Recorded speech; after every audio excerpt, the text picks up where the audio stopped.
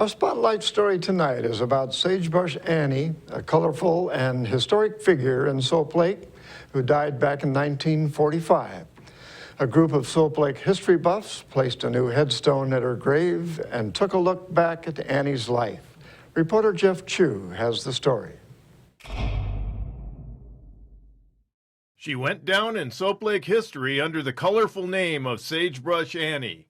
The grave of Anna Mae Dorman, her real name, was graced with a new headstone Friday by a group of Soap Lake history buffs at Ephrata Cemetery. That stone looked just like these right there. Just a piece of concrete. It looked like they took a stick or something and wrote. Sagebrush Annie was believed to have burned to death in a wildfire in 1945 at her Blue Lake home near Rimrock Cove, acreage of which she owned at the time. Sagebrush Annie's grave was found by Soap Lake resident Chuck Flint and Bonnie Holt Morehouse.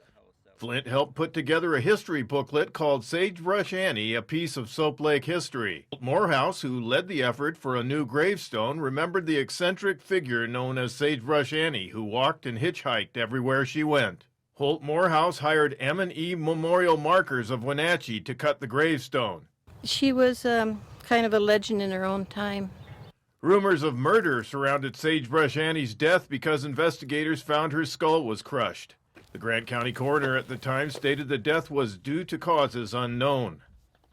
Those remembering her traced memories of Sagebrush Annie back to who she knew in Soap Lake, including close friend Roxy Thorson.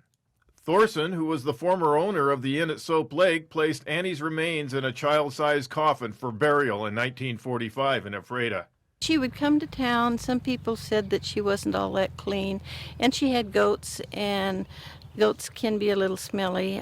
But we've got one picture of her that shows her skinny as a rail, and she had her hair up in a bun, and she was smiling, and she had on a dress, you know, and a long dress kind of, and she was on the beach of Soap Lake, and it's really a cute photo of her.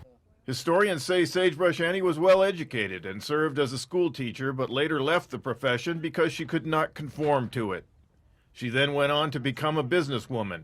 Annie charged people 25 cents a head to use the popular sandy shoreline near her Blue Lake home. So she was a pretty special lady, and I think she just represented that early stage of, you know, developing a new town, and the strength that it took and the wisdom to see a business out of a little patch of ground that she found.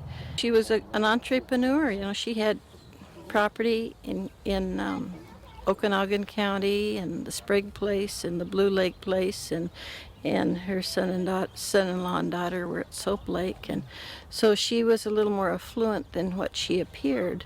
The legend of Sagebrush Annie lived on in community theater. Beverly Hasper of Soap Lake, she's the artistic director at the Maskers, wrote a play about Sagebrush Annie that talked about her history, and Kathy Kiefer did the research on that. I'm Jeff Chu for iFIBER 1 News. We will be right back after this.